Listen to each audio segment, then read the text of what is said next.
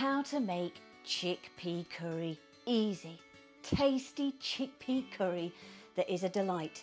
Even hardened meat eaters have loved this curry. Been making it donkey's years and it's a firm favourite, especially for my vegetarian and vegan friends. It's so good, it's frugal. Yeah, it's one of my frugal favourite recipes. Inexpensive, tasty, nutritious, delicious, warming, and just what everybody wants, especially on a cold day like today. So you'll notice here I've got a really large pan, and this one's good because it's got a lid. You're going to need a lid, so if you've got a frying pan, casserole pan, that'll do fine. I've placed in there a tablespoon of sunflower oil, or you could use another vegetable oil, and I've placed in a whole onion. I've chopped it up, but I don't want mine too small. I like texture in my curry. Some of the recipes for this, they blitz down some of the ingredients to make a paste. That's not what I want. I want to taste some texture in there. So that's why I've sort of made my onions sort of crescent moon shaped. I think that would be the best way to describe them. And then all you're going to do is pop the heat on and cook that through gently. Then we're going to be adding in 2 garlic cloves in there. You want a thumb-pieced sized piece of ginger, and I've just grated that down. I think you can even get ready sort of grated ginger now in jars, but I use ginger a lot at home, so I always tend to take a good chunk off, bring it home with me and grate it myself. It's a bit cheaper as well that way. What you're looking for is just to sweat these down sort of fairly gently. This process will take around about 8 minutes. For the next bit, we've just got those onions and have really started to now turn real soft and translucent.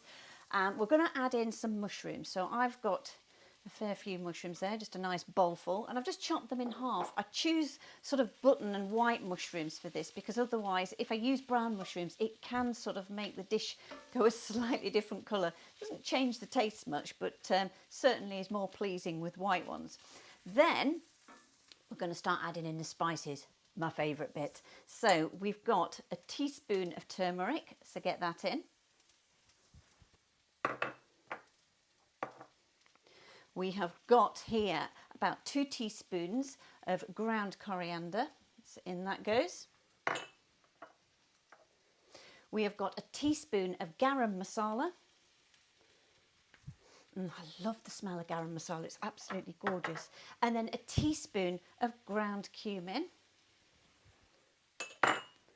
And then some chilli.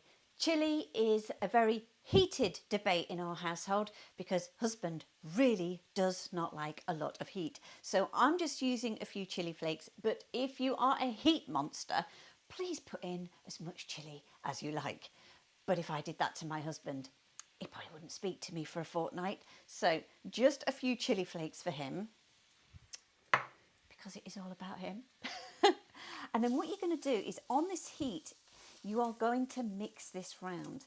Now, don't be too concerned at the state of your pan. It is fairly dry, which is fine because what you're going to do in a minute is start adding the liquid and that will help to deglaze it. But what this is doing, let's turn that up a little bit more, is it's just helping to get the oils out of those spices and start releasing all those gorgeous curry flavours.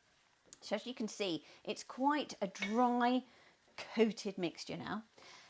This is where we start adding other bits. So let's go first for a can of tomatoes. And there you go. And then what you're going to do with the can is you are going to use about half a can of water. So just put your water in there and stick that in.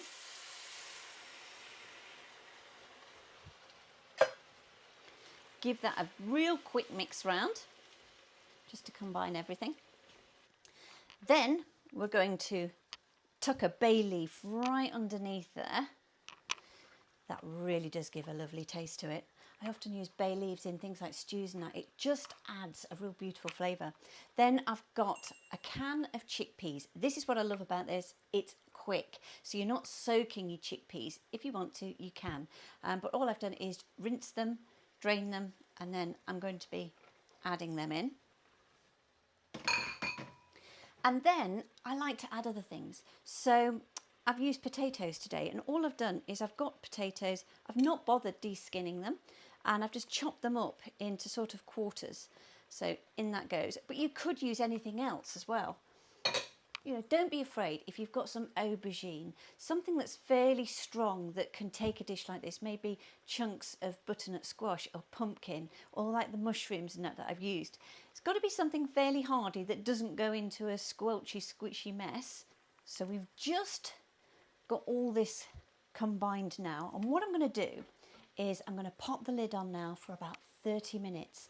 Don't add your spinach yet. We're going to do that sort of towards the end so it just wilts into the dish, and then we're going to add some lovely fresh coriander and that too.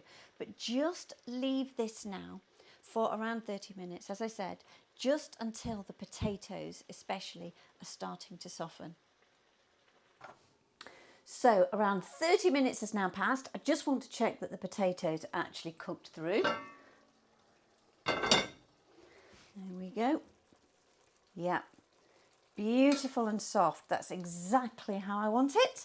And now we're going to be adding in the spinach. So just take it all in there. Pile it in.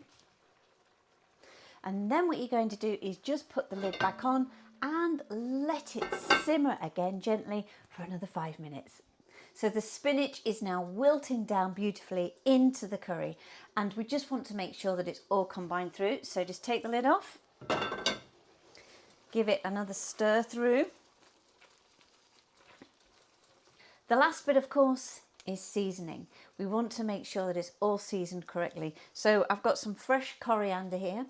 Usually I would basically take this to the table, add it with my bulgur wheat, which I really love, instead of rice, and then I would just sprinkle it on top. But if you were, say, moving this pan to the main dinner table and letting everybody dig in, then you could put the coriander on top. But also it needs a real good grinding of salt. So we're going to get the salt in there.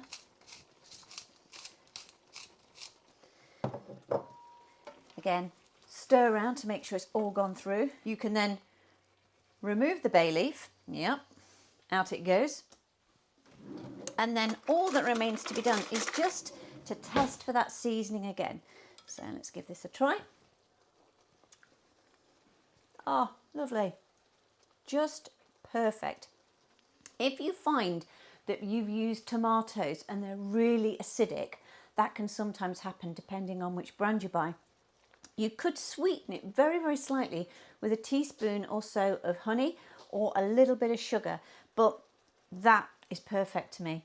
I think absolutely delicious. And all I'm going to do is just take a little bit of this lovely, lovely coriander, which adds, again, more flavour to this dish. And then probably when I'm eating, I will probably just add just a touch more on top. But that is a super frugal dish that's going to feed plenty, not break the bank, and it's hearty and nutritious. The full written recipe is on my website, cookingwithemily.co.uk.